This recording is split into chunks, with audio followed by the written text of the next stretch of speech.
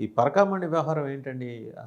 దాంట్లో ఇందాక ఇవాళ ఇవాళ నిన్న చూసాం ఆయన బీజేపీ భానుప్రకాష్ రెడ్డి గారు కన్నీటి పర్యంతమయ్యారు. ఆయన బాగా ఆవేదనకు లోనైనట్టున్నారు గదా!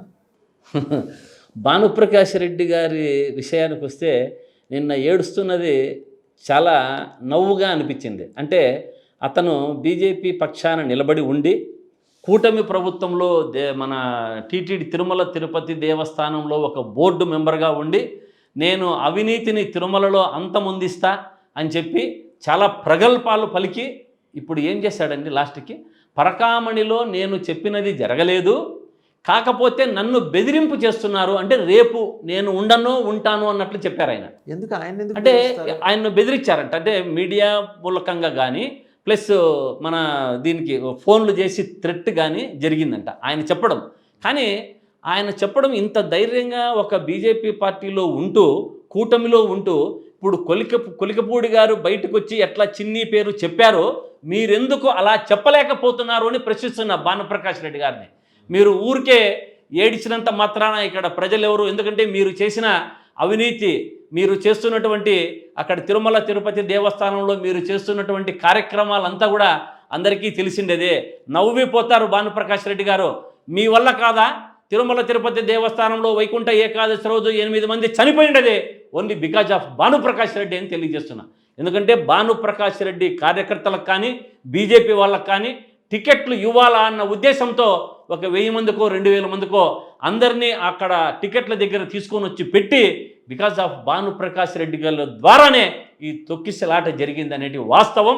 ఇంకొకటి కొత్త కోణం చెప్తున్నారు తొక్కిసలాటకి. అవునండి, నేను చెప్పా, నేను ఇప్పుడే కాదు 2-3 ఇంటర్వ్యూలో కూడా చెప్పా.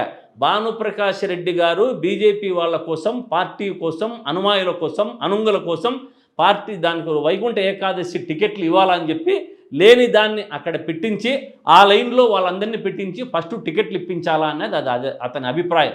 దానివల్లనే జరిగింది. అతను తిరుమల తిరుపతి వెంకటేశ్వర స్వామికి నేనంటే స్వామి నాకంటే స్వామి ప్రాణం అన్నాడు. అంటే నీకు కూడా కాదు, మా అందరికీ కూడా, దేశంలో ఉన్న ప్రజలకు అందరికీ కూడా వెంకటేశ్వర స్వామి అంటే ప్రాణమే, నీకొక్కనికే కాదనేది గుర్తుపెట్టుకోవాలి. నువ్వు అనవసరంగా ఏడ్చినంత మాత్రాన నువ్వు చేసిన అవినీతి ఎక్కడి నుంచి పోదు. దాదాపు ఇక్కడ టికెట్లు కొండ మీద 300 రూపాయల టికెట్టు ఎంత పోతుంది అనుకుంటున్నారు? నాకు తెలిసి వాసుదేవన్ గారు 300 రూపాయల టికెట్టు 3000-4000 అమ్ముకుంటున్నారు. ఏమి నీకు కళ్ళు కనపడడం లేదా భానుప్రకాష్ రెడ్డి? ఏం చేస్తున్నావు? చెవులు వినపడడం లేదా అని అడుగుతున్నా. 500 టికెట్ బ్రేక్ టికెట్ 10,000-12,000 రూపాయలు కొంటున్నారు. అంటే ఇటువంటి అవినీతి అక్కడ జరుగుతూ ఉంటే నువ్వు తిరుమలలో ఉండి తిరుపతిలో ఉండి కళ్ళు మూసుకొని ఏదో నేను సాచా అనేటువంటి ఏడిస్తే ఇక్కడ ప్రజలు ఎవరు ఒప్పుకోరు అనేది భానుప్రకాష్ రెడ్డి తెలుసుకోవాలి. ఇంకోటి, భానుప్రకాష్ రెడ్డి గారు నిజంగా చాలా అక్కడ ఉన్నాడు కదా, తిరుమల తిరుపతి దేవస్థానంలో తిరుపతిలో ఉన్నారు, ఇన్ని కార్యక్రమాలు జరుగుతూ ఉన్నాయి. నీకు వాటా అందలేదా వాళ్ళతో? లేకంటే నీకు వాటా ఏమైనా సపరేట్గా ఫిక్స్ చేయలేదా? అందుకని ఏడ్చి నువ్వు పేరు చెప్పలేదా అని అడుగుతున్నా. ఇప్పుడు నిన్న ఏడ్చినాడు కదా, దాంతోనే పేరు చెప్పిండొచ్చు కదా ఎవరన్నది. ఎందుకు చెప్పలేదు? భయపడి నీకు వాటాలు పంచుతారనా అనేది నేను క్వశ్చన్ చేస్తున్నా. బయటికి చెప్పాలి కదా, ఎందుకు చెప్పలేకపోతున్నాడు? ఇటువంటి కార్యక్రమాలంతా రాష్ట్రంలో ఈ కూటమి ప్రభుత్వం దైవ దర్శనాల నుంచి ప్రజలకు అందే ప్రతి ఒక్క విషయంలో కూడా అవినీతి ఊబిలో కూరుకుపోయింది. వాళ్ళు తన్నుకొని సస్తున్నారు, వాళ్ళు కొట్టుకొని సస్తున్నారు. ఇంకా కూటమిలో ఉండే జనసేన తెలుగుదేశం వాళ్ళు చంపుకుంటున్నారు. మనం చూసాం కాళహస్తిలో కానీ, మరి నిన్న ప్రకాశం జిల్లాలో కందుకూరులో కానీ.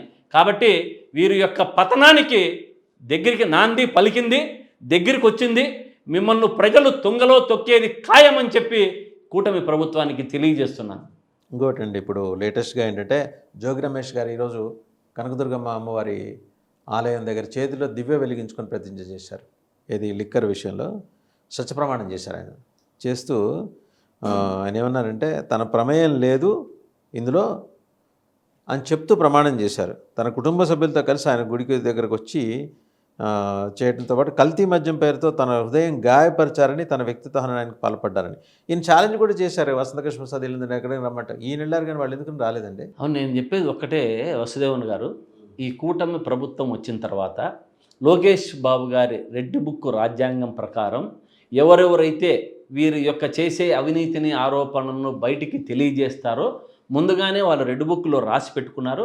అంతకుముందు మేము ప్రశ్నించేటట్టు కూడా రాసి పెట్టుకున్నారు. అందులో భాగంగానే వారు ఈరోజు మనకు జోగి రమేష్ గారు చెప్పడం జరిగింది. జోగి రమేష్ గారు ఇంతవరకు అదే కాదు చెప్పిండేది, తిరుమల తిరుపతి దేవస్థానంకైనా రమ్మన్నారు, లేదంటే అమ్మవారి గుడికైనా నమ్మన్నారు, లేదంటే లైవ్ ఇది డిటెక్టర్లు కూడా పెట్టి నన్ను విచారించుకోవచ్చు, మేము పారదర్శకంగా ఉన్నామని చెప్తున్నారు. వారు చెప్పినట్టే అందరూ నాయకులు కూడా మీరు ఎవరెవరైతే రెడ్ బుక్లో రాసుకున్నారో వాళ్ళందరూ కూడా ఇదే సత్య ప్రమాణాలు చేసేదానికి రెడీగా ఉన్నారు. మీకు చేతనైతే వచ్చి సత్య ప్రమాణం చేస్తారా, లేదంటే అవినీతి ఆరోపణలు చేయకుండా రెడ్ బుక్ను క్లోజ్ చేసి మడసంగా ప్రజలకు చేసే కార్యక్రమాలు చేయమని చెప్పి వారిని నేను మీ ద్వారా తెలియజేస్తున్నాను.